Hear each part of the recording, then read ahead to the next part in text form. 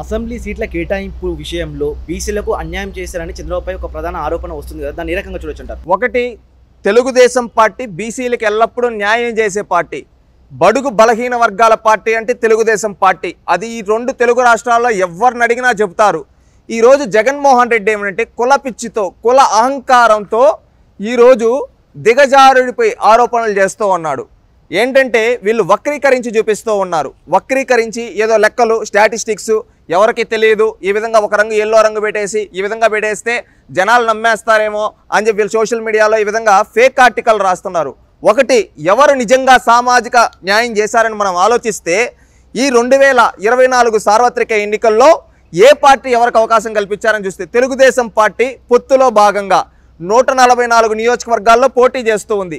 144 నియోజకవర్గాల్లో దాదాపుగా బడుగు బలహీన వర్గాలకి తెలుగుదేశం పార్టీ ఎన్ని స్థానాలు ఇచ్చిందంటే 50% పైగా బడుగు బలహీన వర్గాలకి స్థానం కల్పించింది తెలుగుదేశం పార్టీ. జగన్మోహన్ రెడ్డి విషయానికి వస్తే ఒక్క రాయలసీమలో 52 నియోజకవర్గాల్లో దాదాపుగా 39 నియోజకవర్గాలు తన సొంత సామాజిక వర్గానికి, ఓసీలకు కూడా కాదు, తన సొంత సామాజిక వర్గానికి, రెడ్డి సామాజిక వర్గానికి ఇచ్చుకున్నాడు. ఇప్పుడు చెప్పమనండి సామాజిక న్యాయం గురించి జగన్మోహన్ రెడ్డి గారిని. ఈరోజు అన్ని కులాలకి, అన్ని మతాలకి సమ ప్రాధాన్యం ఇచ్చింది తెలుగుదేశం పార్టీ. ఈరోజు ఏంటంటే ఈ జగన్మోహన్ రెడ్డి టాపిక్ డైవర్షన్ కోసం బీసీలు జగన్మోహన్ రెడ్డికి ఓటేరు, బీసీలే జగన్మోహన్ రెడ్డిని పాడిగడతారు అని భావించి ఈరోజు విష ప్రచారానికి దిగుతున్నాడు ఈ జగన్మోహన్ రెడ్డి. జగన్మోహన్ రెడ్డి గారిని సూటిగా 2 విషయాలు అడగదలుచుకున్నాం. నీకు నిజంగా బీసీల పైన అంత ప్రేమ ఉంటే బీసీలకు రావాల్సిన సబ్ ప్లాన్ నిధులు, అదేవిధంగా బీసీల కార్పొరేషన్ నిధులు ఎందుకు దారి మళ్లించావు? బీసీల పైన ఎందుకు ఒక దమనకాండ జరిపించావు? బీసీలను ఎందుకు నడి రోడ్లో చంపించావు జగన్మోహన్ రెడ్డి? దీనికి సమాధానం చెప్పు.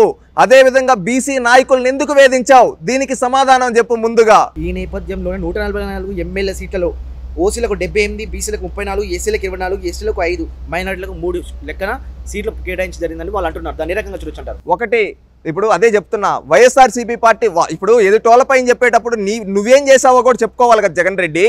ఎప్పుడు ఎదుటి వాళ్ళపైన బుర్ర జల్లడమేనా? ఎప్పుడు ఎదుటి వాళ్ళపైన బుర్ర జల్లడం కాదు కదా.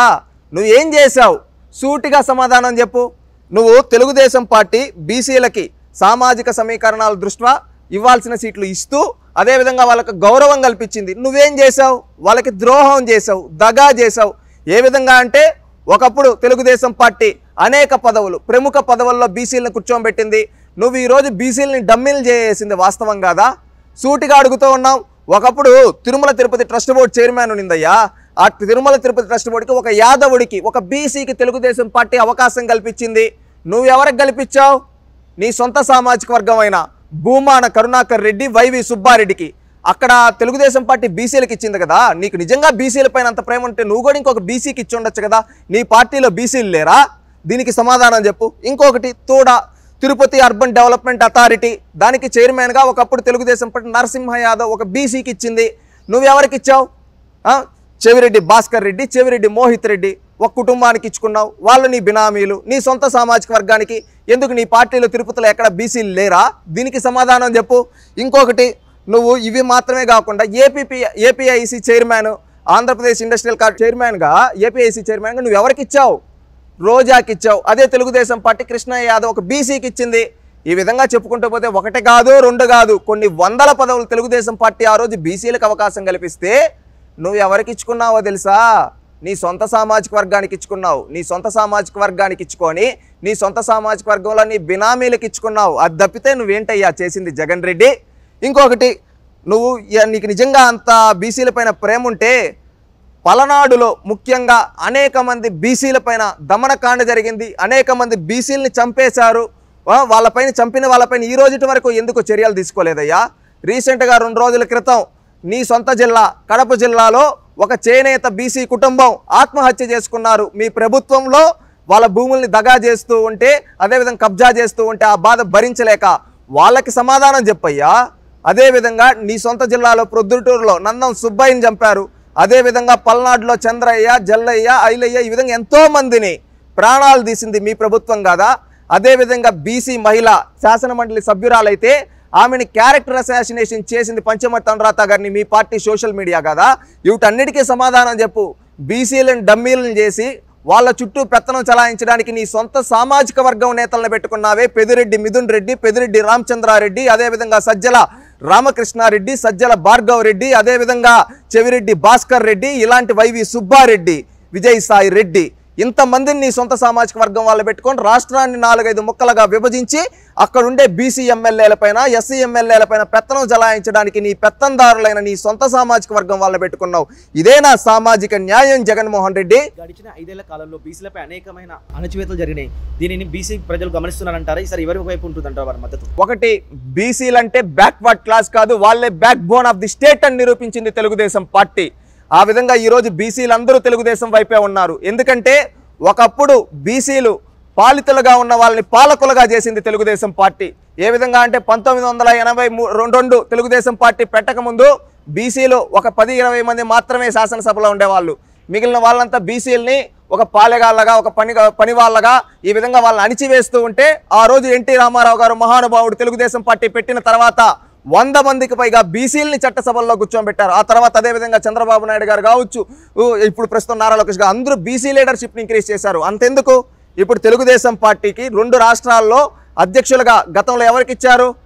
ఇప్పుడు అచ్చెన్నాయుడు కావచ్చు, ముందు తెలంగాణలో ఉన్న అధ్యక్షుడు కాసాని జ్ఞానేశ్వర్, ఇద్దరు బీసీలకు ఇచ్చింది. అదేవిధంగా తెలుగు యువత అధ్యక్షులు ఉన్నారు తెలుగుదేశం పార్టీకి 2 రాష్ట్రాల్లో. ఇక్కడ వచ్చి చిన్నబాబు అనే ఆయన ఒక బీసీ, అదేవిధంగా తెలంగాణలో పొగాకు జయరాం బీసీ. అంటే ఇక్కడ చూడండి, బీసీలకు రాజ్యాధికారం ఇచ్చింది తెలుగుదేశం పార్టీ, బీసీలకు పదవులు ఇచ్చింది, బీసీలని తెలుగు యువత అధ్యక్షులుగా ఈ విధంగా అవకాశం కల్పించింది. అంటే బీసీలని ఒక అత్యున్నత స్థాయిలో కూర్చోబెట్టింది తెలుగుదేశం పార్టీ. అదేవిధంగా బీసీల కోసం గురుకుల పాఠశాలలు మొదలుపెట్టింది తెలుగుదేశం పార్టీ. అదేవిధంగా బీసీలకి స్థానిక సంస్థల్లో రిజర్వేషన్ కల్పించింది తెలుగుదేశం పార్టీ. బీసీలకు ఉద్యోగాల రిజర్వేషన్ కల్పించింది తెలుగుదేశం పార్టీ. అదేవిధంగా బీసీలకి అత్యున్నత పదవులు, ఉప ముఖ్యమంత్రి పదవి కావచ్చు, రాష్ట్ర అధ్యక్ష పదవులు కావచ్చు, అదేవిధంగా ఆర్థిక శాఖ, ముఖ్యంగా మనం చెప్పుకోవాల్సింది ఆర్థిక శాఖ మంత్రిగా గతంలో తెలుగుదేశం పార్టీ హయాంలో యనమల రామకృష్ణుడు గారు ఉంటే ఈరోజు డిఎస్ ఆర్థిక శాఖ మంత్రిగా ఎవరికి ఇచ్చుకున్నాడు ఈ జగన్మోహన్ రెడ్డి? బుగ్గన రాజేంద్రనాథ్ రెడ్డి, తన సొంత సామాజిక వర్గం. ఇక్కడెక్కడుందండి? ఒకప్పుడు తెలుగుదేశం పార్టీ ప్రముఖ పదవులన్నీ మంత్రిత్వ శాఖల్లో కావచ్చు, కార్పొరేషన్లలో కావచ్చు, అదేవిధంగా పార్టీ పదవుల్లో బీసీలని అగ్రపీఠం ఇస్తే ఈ జగన్మోహన్ రెడ్డి బీసీలని దగా చేశాడు, బీసీలని ద్రోహం చేశాడు. ఈ రోజు ఏమంటే ఎన్నికల కోసం బీసీలకు ఏదో చేస్తాను, పొడి చేస్తాను అంటూ ఉన్నాడు. ఈ 5 ఏళ్లగా జగన్మోహన్ రెడ్డి చేసింది ఏంటంటే బీసీల పైన దమనకాండ చేశాడు, బీసీలను చంపించాడు, అదేవిధంగా బీసీలకు రావాల్సిన సప్లాన్ నిధులు దారి మళ్లించాడు, బీసీ విద్యార్థులకు ఫీజు రియంబర్స్మెంట్ ఇవ్వలేదు, బీసీలకి ఉద్యోగాలు ఇవ్వలేదు, బీసీలను అణిచివేశాడు ఈ పెత్తందారుడు జగన్మోహన్ రెడ్డి. అందుకని రాష్ట్రంలో బీసీలంతా ఏకమై బీసీల పార్టీ తెలుగుదేశం పార్టీకి అఖండ విజయాన్ని కట్టబెట్టడానికి 2024 ఎన్నికల్లో ప్రజాక్షేత్రంలో బీసీలంతా ఏకమై తెలుగుదేశం పార్టీ ఘన విజయానికి కృషి చేస్తారు. అదేవిధంగా బీసీలను దగా చేసిన ఈ వైఎస్ఆర్సీపీని, అదేవిధంగా ఈ జగన్మోహన్ రెడ్డిని భూస్థాపితం చేసి అదేవిధంగా పాతాళంలోకి తొక్కడానికి బీసీలంతా ఏకతాటిగా వచ్చి ఖచ్చితంగా ఈ జగన్మోహన్ రెడ్డిని ఓడిస్తారు.